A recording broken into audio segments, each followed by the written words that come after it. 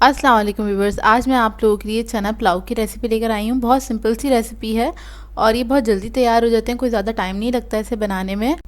बहुत मज़ेदार सी रेसिपी है, तो इस वीडियो को लास्ट तक ज़रूर देखिएगा। तो चलिए ये इसके इंग्रेडिएंट्स नोट कर लेते हैं। इसके लिए मैंने लिए हैं आधा किलो चावल, बनास्पति राइस हैं ये, इनको मैंने सोक कर दिया था आधे घंटे पहले। और चने चाहिए हमें 2 कप लिए हैं मैंने, बॉईल करने के बाद इसको मेजर किया था। आलू हैंगे 3 अदद मीडियम साइज़ के, इसको भी मैंने बॉईल कर लिया है, नमक डाल के बॉईल किया था और कट कर लिया है। इसके अलावा हमें चाहिए लहसुन पेस्ट है 1 टीस्पून, ये थोड़ा सा पतला है इसलिए आपको थोड़ा ज़्यादा दिख रहा होगा। गरम मसाले में हमें चाहिए तेज़ पत्ते हैं 2 अदद, छोटे साइज़ के लिए थे इसलिए 2 अदद लिए हैं। 1 अदद सिनेमन स्टिक चाहिए हमें, और काली मिर्चें 10 से 12 अदद। बड़ी इलायची चाहिए 2 अदद, मीडियम साइज़ की है ये। ज़ीरा है हमारे पास 1 टेबलस्पून, और लौंगे ली थी मैंने 4 से 5 अदद। इसके अलावा हमें टमाटर चाहिए, एक बड़े साइज़ का था, उसे मैंने स्लाइस कर लिया है। प्याज भी हमें चाहिए 1 ही अदद, उसको भी मैंने स्लाइस कर लिया है, मीडियम साइज़ की थी। हल्दी है हमारे पास हाफ़ टी स्पून। ज़ीरा पाउडर है हमारे पास 1 टीस्पून। 1.5 टीस्पून है रेड चिली फ्लेक्स। सॉल्ट है हमारे पास 1.5 टीस्पून, और ये जायफल जावित्री का पाउडर है 1/4 टीस्पून। इसके लिए मैंने एक पतीली ले ली है और उसके अंदर मैं आधा कप ऑयल ऐड करूँगी। ऑयल ऐड कर दिया है मैंने। इसके बाद इसके अंदर मैं प्याज शामिल कर दूँगी, और प्याज को हम थोड़ा सा ब्राउन करेंगे, लाइट ब्राउन कलर तक हम इसको फ्राई करेंगे। 2 से 3 मिनट लगेंगे इसे फ्राई होने में। तो ये देखिए प्याज हमारी जो है फ्राई हो गई है, और इसके अंदर मैं साबुत गरम मसाला जो था वो सारा इसके अंदर मैंने डाल दिया। इसको हल्का सा फ्राई करूँगी, अच्छी खुशबू आने लगे। फिर उसके बाद मैं इसके अंदर लहसुन जो है वो ऐड कर दूँगी, और इसको भी मैं हल्का सा फ्राई कर लूँगी।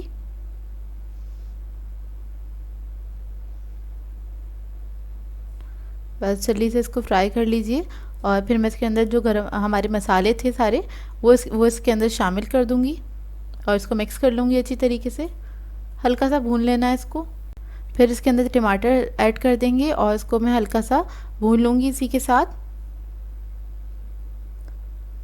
ये हल्का सा भुन जाएगा तो फिर मैं इसके अंदर आधा कप पानी ऐड करूँगी, और फिर मैं इसको कवर करके रख दूँगी लो मीडियम फ्लेम पे 5 से 7 मिनट के लिए, जब तक ये टमाटर सॉफ्ट नहीं हो जाते। तो 5 से 7 मिनट हो गए हैं, और बीच में आप लोग चेक भी कर सकते हैं कि ये मसाला जले नहीं। तो ये देखिए टमाटर जो थे वो सॉफ्ट हो चुके हैं बहुत अच्छी तरीके से। इसको आप मिक्स कर लें अच्छे से। फिर इसके अंदर मैं चने जो थे वो ऐड कर दूंगी सारे, और चनों के साथ मैं आलू भी इसमें शामिल कर दूंगी, और इसको हल्का सा मिक्स करूंगी। इसको मिक्स कर लें अच्छी तरीके से, हल्का सा भून लें 1 मिनट तक, ताकि इसके अंदर भी अच्छे फ्लेवर्स आ जाएं।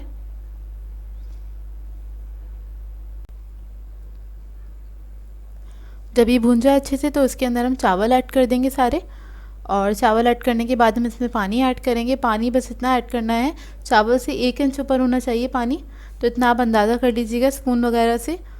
तो मैं इसमें पानी ऐड कर रही हूँ बस, और पानी ऐड करके इसको मैं थोड़ा सा कवर करके थोड़ा सा ढकना खुला रखेंगे पतीली का, और इसको मैं पकने के लिए रख दूँगी 10 मिनट तक मीडियम फ्लेम पे। तो ये देखिए बस अब स्पून से चेक कर लें आपने इसमें कितना पानी ऐड किया है, तो 1 इंच ऊपर ही होना चाहिए बस। इसको मैं हल्का सा कवर करके इसे पकने रख दूँगी। तो ये देखिए 10 मिनट हो गए हैं, उसका पानी काफ़ी हद तक ड्राई हो गया है, और अब इसके अंदर मैं 2 हरी मिर्चें ऐड करूँगी, और इसको मिक्स करके बस मैं दम पे रख दूँगी इन चावलों को। बिल्कुल मतलब मीडियम फ्लेम पे हमने रखना है, लो मीडियम फ्लेम पे। तो ये देखिए इसको मैंने तकरीबन 8 मिनट के लिए रखा था दम पे, और 8 मिनट हो गए हैं, मैंने इसको खोल दिया है। चावल बिल्कुल रेडी हो गए हैं, और इतने खिले खिले चावल बने हैं, आप लोग देख लीजिए, आप लोगों के सामने है। और बहुत ही मज़ेदार पुलाव बनता है, बहुत सिंपल सी रेसिपी है। तो ये देखिए हमारा पुलाव रेडी है, इसको मैंने डिश में निकाल लिया था और बहुत मज़ेदार सी रेसिपी बनती है। इसको ट्राई ज़रूर कीजिएगा और अपना फीडबैक ज़रूर दीजिएगा, बताइएगा ज़रूर कैसी लगी आपको ये रेसिपी। आज मैं आप लोगों के लिए बीफ हलीम की रेसिपी लेकर आई हूँ, जिसको बनाना आसान है। घर में आपको बताऊँगी घर में आप किस तरह से आसान तरीके से बना सकते हैं और ये जल्दी बन जाती है, बहुत ज़्यादा टाइम नहीं लगता जिस तरह आप देग वगैरह में बनाते हैं, क्योंकि मैं पतीले में बनाना बता रही हूँ आपको थोड़ी क्वांटिटी में। तो चलिए आइए इसके इंग्रेडिएंट्स नोट कर लेते हैं। इसके लिए हमें चाहिए, ये मैंने जौ लिया था आधा किलो। जौ और गंदम इसके अंदर मिक्स हैगा। तो गंदम जो है 250 ग्राम लिया था, 1 पाव, और आधा किलो जौ लिया था। इसको मैंने भिगो दिया था तकरीबन 8 घंटे के लिए। और ये हमारे पास दालें हैं, तो चना दाल ली थी मैंने आधा किलो, मूंग की दाल ली थी मैंने 1 पाव, और मसूर की दाल ली थी मैंने 1 पाव। इन तीनों दालों को मैंने भिगो दिया था। इनको भी सेम टाइमिंग के लिए भिगोना है, 8 घंटे के लिए।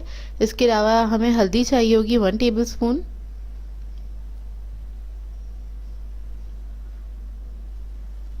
और तेज़ पत्ते हैं 4 अदद लिए हैं मैंने मीडियम साइज़ के।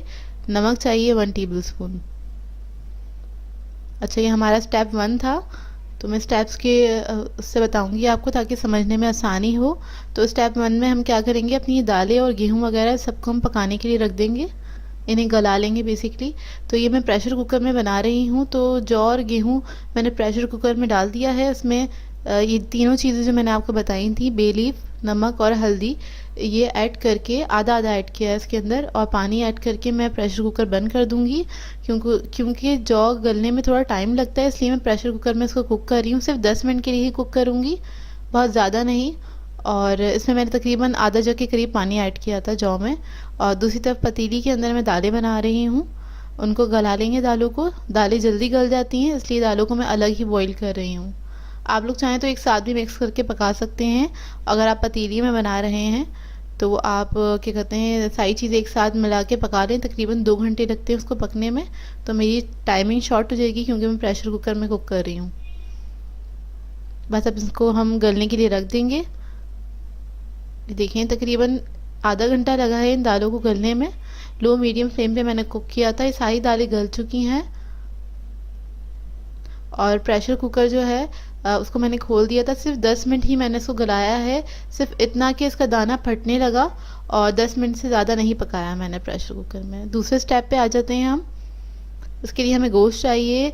ये मैंने बीफ का गोश्त लिया तकरीबन 2.5 किलो। इसमें 20% फैट है, अगर आप लोगों को पसंद हो तो ऐड करवाएं। और इसके अलावा 2 टेबल स्पून हल्दी है। लाल मिर्चें ली हैं मैंने 6 टेबल स्पून। पिसा हुआ धनिया है 8 टेबल स्पून।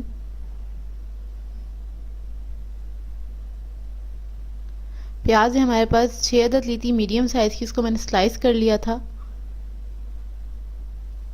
लहसुन है हमारे पास 8 टेबल स्पून।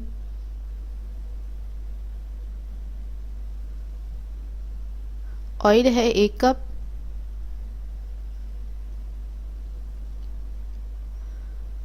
नमक है हमारे पास 1 टेबल स्पून।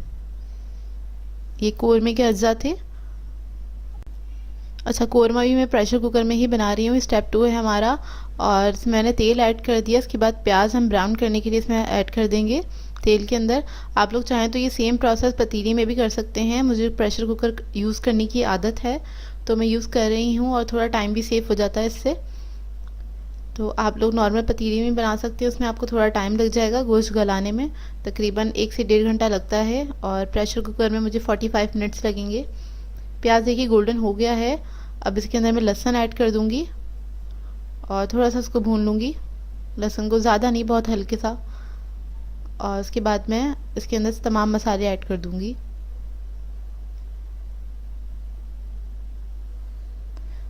लाल मिर्ची, धनिया, हल्दी,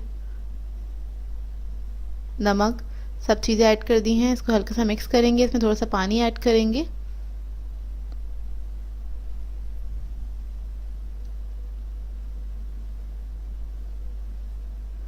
और अब हम इसके अंदर गोश्त ऐड कर देंगे। गोश्त ऐड करने के बाद पानी बस इतना ऐड करेंगे, गोश्त जो है हमारा डिप हो जाए।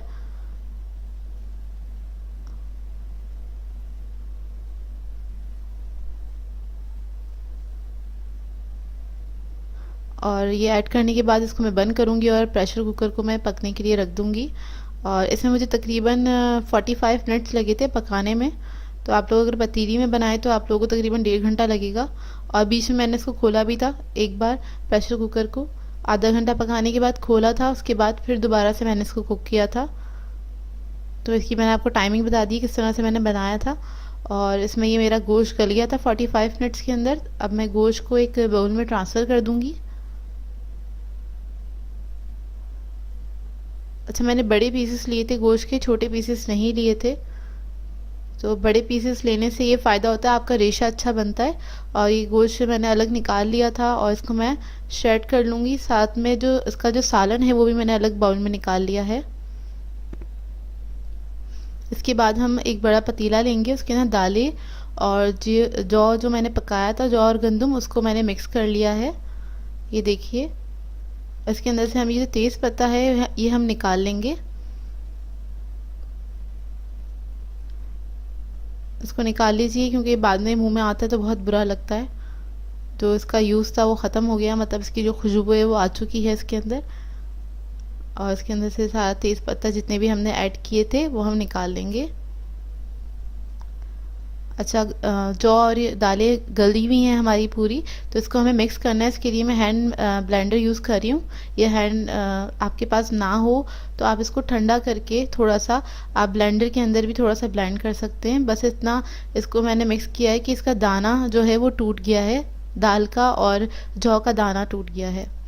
जब ये हो जाए तो उसके बाद हम इसके अंदर गोश्त ऐड कर देंगे, जिसको मैंने श्रेड कर लिया था अच्छी तरह। सारा गोश्त ऐड कर देंगे। इसमें जो चिकनी बोटियां हों वो भी इसमें ही ऐड कर दीजिएगा।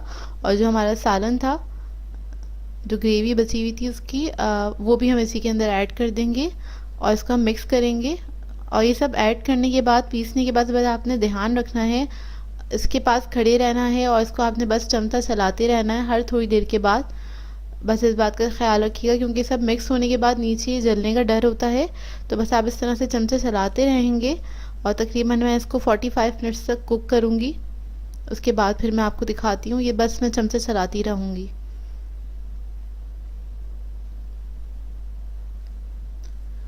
बस ये नीचे ना लगे इस बात का ख्याल रखिएगा।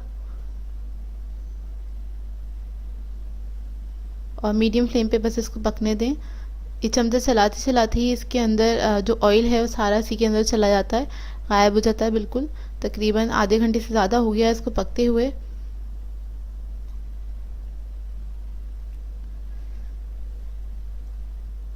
और मैं मुस्तकिल बस इसका चमचा जो है वो चला ही रही हूँ।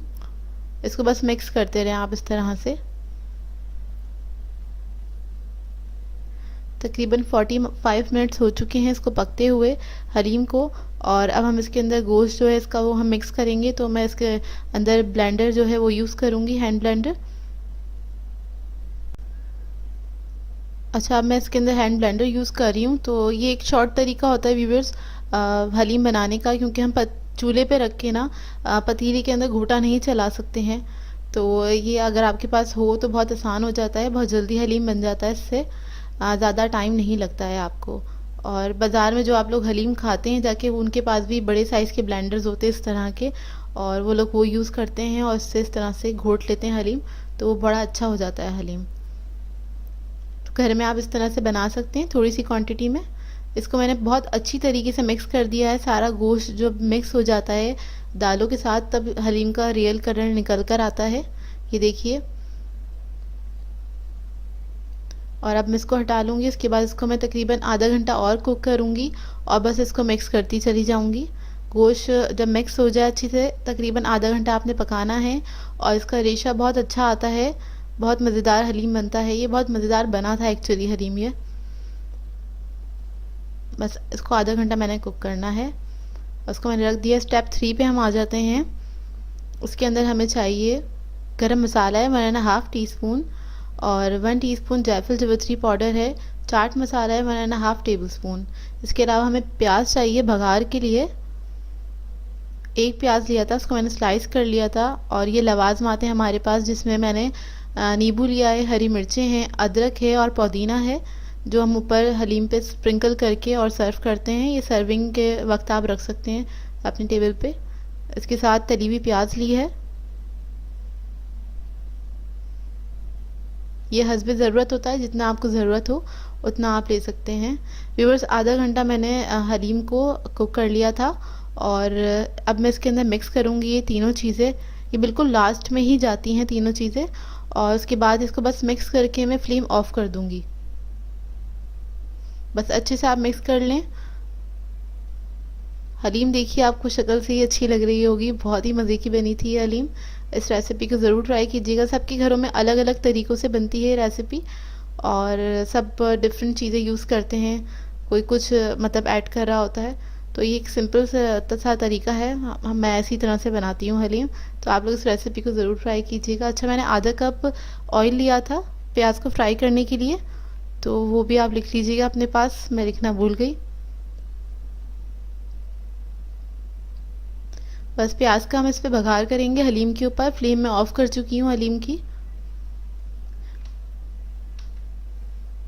ये देखिए इस तरह से मैंने बघार कर दिया है प्याज का। प्याज सारी इसके ऊपर ऐड कर देंगे, थोड़ी सी और ऐड करूँगी प्याज इसके ऊपर।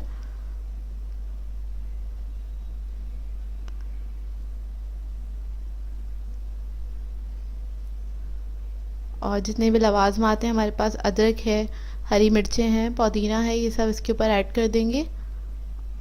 और थोड़ा सा ऐड करके ही तो अभी मैं प्रेजेंटेशन के लिए ऐड कर रही हूँ, लेकिन इसको मैं बाद में मिक्स कर दूँगी अच्छे से। इसके अंदर थोड़ा सा ऐड करके इसको मिक्स कर दिया जाता है ताकि अच्छी खुशबू आ जाए हलीम के अंदर। और इसको साइड पे भी हम सर्व करते हैं। देखिए हमारी हलीम रेडी हो चुकी है, बहुत ही मज़ेदार लग रही है। इस रेसिपी को ट्राई करें तो मुझे ज़रूर बताइएगा कि कैसी लगी आप लोगों को ये रेसिपी। अस्सलामुअलैकुम व्यूवर्स, आज मैं आप लोगों के लिए बहुत ही मज़ेदार से शरबत की रेसिपी लेकर आई हूँ, जो कि है मैंगो कस्टर्ड शरबत। इसे बनाना बेहद आसान है और ऐसा शरबत आपने कभी भी ट्राई नहीं किया होगा, तो इस रेसिपी को ज़रूर ट्राई कीजिएगा और इस रेसिपी को लास्ट तक ज़रूर देखिएगा।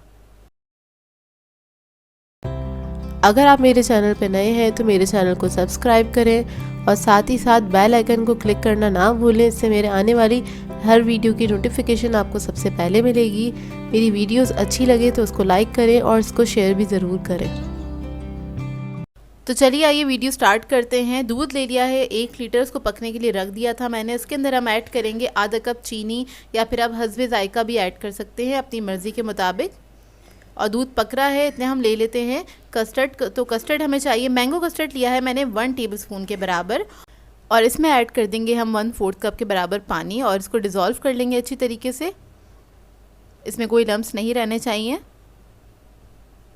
तो ये देखिए डिज़ोल्व हो गया है और इधर हमारा जो दूध है वो अच्छे से बॉईल आ गया था इसके अंदर। और अब जो ये हमने कस्टर्ड जो डिज़ोल्व किया था वो हम इसके अंदर ऐड कर देंगे और जल्दी से चमचे चला देंगे ताकि इसके अंदर कोई लम्स ना बने। और इसको हम 1 से 2 मिनट तक पकाएंगे ताकि कस्टर्ड का कच्चापन निकल जाए।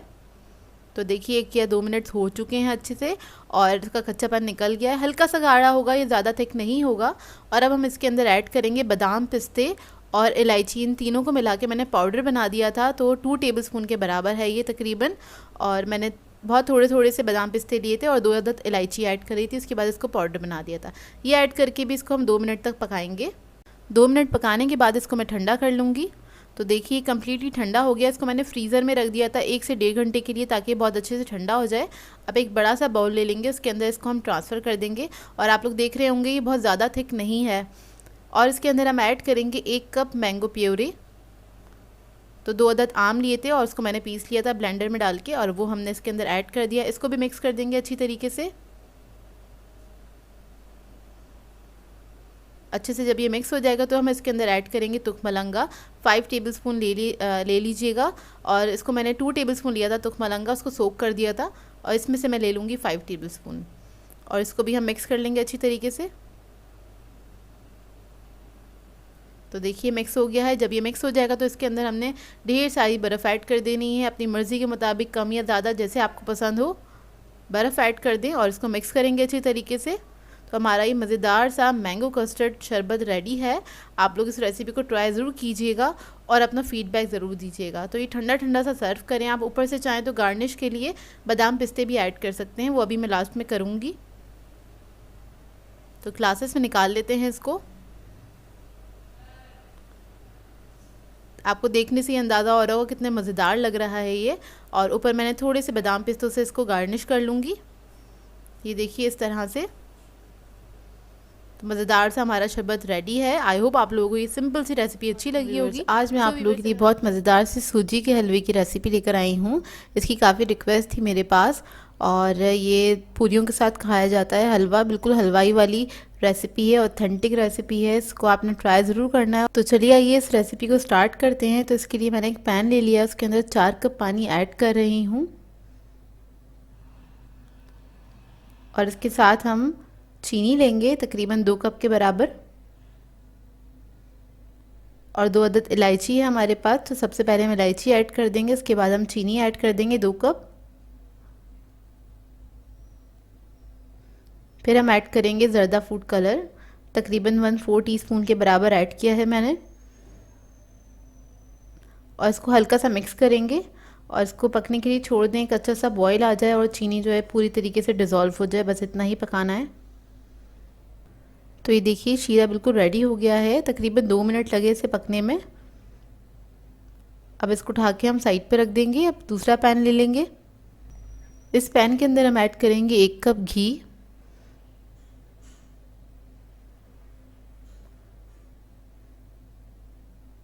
घी ऐड करने के बाद मैं ऐड करूंगी इसके अंदर सूजी, तकरीबन 1 कप के बराबर। घी और सूजी की क्वांटिटी सेम रहेगी, और इसको हम भून लेंगे बहुत अच्छी तरीके से।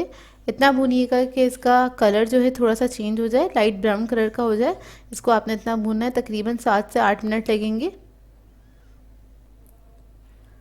तो देखिए इसको मैं भून रही हूँ, और बहुत ज़्यादा कलर इसका डार्क नहीं करना है, बिल्कुल हल्का सा ही इसका कलर चेंज होगा, इतना ही भूनना है। तो ये देखिए सूजी का कलर चेंज हो गया है, लाइट गोल्डन कलर की हो गई है ये।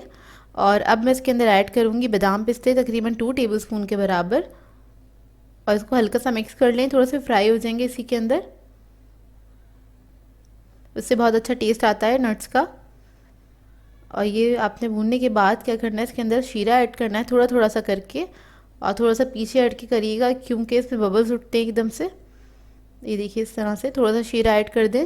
फिर बाकी का तमाम शीरा जो इसमें आप शामिल कर देंगे, और उसके बाद इसको आपने एक बार अच्छे से चमचा चलाना है, और फिर इसको हम कवर करके छोड़ देंगे तकरीबन 2 से 3 मिनट के लिए, लो मीडियम फ्लेम पे। तो बस मैं इसको कवर करके छोड़ दूँगी। तो ये देखिए 3 से 4 मिनट हो गए हैं, और सूजी हमारी काफ़ी हद तक फूल चुकी है। ये देखिए इस तरह से हो जाएगी, थोड़ा सा मॉइस्चर रहता है इसके अंदर। तो हमने क्या करना है, अब इसको हम दम पे रख देंगे जिस तरह हम चावल वगैरह को रख। तो उससे पहले इसके अंदर मैं केवड़ा एसेंस ऐड करूँगी, फ्यू ड्रॉप्स। आप लोग केवड़ा वाटर भी ऐड कर सकते हैं चाहें तो। फिर उसके बाद मैं थोड़े से बादाम पिस्ते इसके ऊपर स्प्रिंकल कर दूँगी। इसको मिक्स करेंगे अच्छे से, और इसको अब मैं दम पे रख दूँगी तकरीबन 5 मिनट के लिए, कवर करके लो मीडियम फ्लेम पे।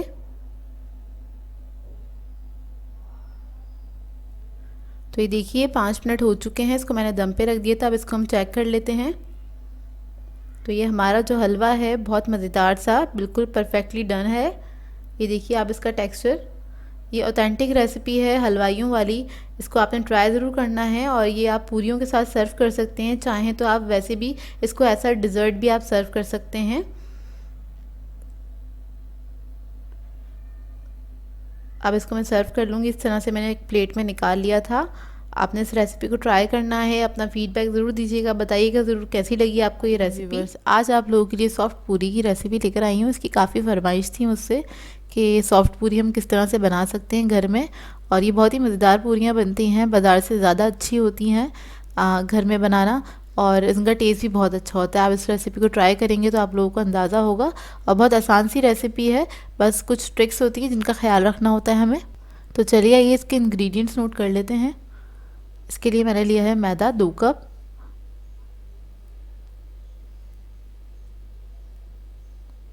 दही चाहिए हमें 2 टेबलस्पून, नमक चाहिए हमें half tea spoon, cooking oil चाहिए हमें 2 टेबलस्पून। इसके अलावा पानी चाहिए हमें हस्बे ज़रूरत आटा गूंदने के लिए। तो इसके लिए मैंने एक बड़ा थाल ले लिया है, उसमें मैदा ऐड कर दिया है, मैदे के साथ मैं नमक और दही भी ऐड कर दूंगी। दही और नमक के बाद इसके अंदर मैं 1 टेबलस्पून ऑयल ऐड कर रही हूँ इस वक्त, और इस सब चीज़ों को हम मिक्स कर लेंगे अच्छी तरीके से।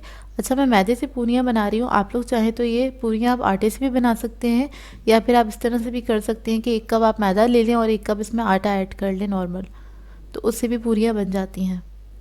बस थोड़ा सा टेस्ट में फ़र्क होता है, लेकिन उसकी भी पूरियाँ अच्छी बनती हैं। जो लोग आटे से बनाना चाहते हैं वो लोग आटे से भी बना सकते हैं। तो बस मैं इसको मिक्स कर रही थी और ये मिक्स हो गया। अब थोड़ा थोड़ा सा पानी ऐड करके हम इसका अच्छा सा डो बना लेंगे। अच्छा, इसका जो डो होगा वो ज़्यादा सॉफ्ट नहीं बनाइएगा इसका डो, क्योंकि जब हम इसको रेस्ट देते हैं तो ऑलरेडी वो इतना सॉफ्ट हो जाता है, तो बाद में आप लोगों को हैंडल करने में प्रॉब्लम होगी। तो बस इस बात का ख्याल रखिएगा कि नॉर्मल जो हम आटा गूंथते हैं उससे थोड़ा सा टाइट होना चाहिए इसका आटा ना, बहुत ज़्यादा सॉफ्ट नहीं होना चाहिए।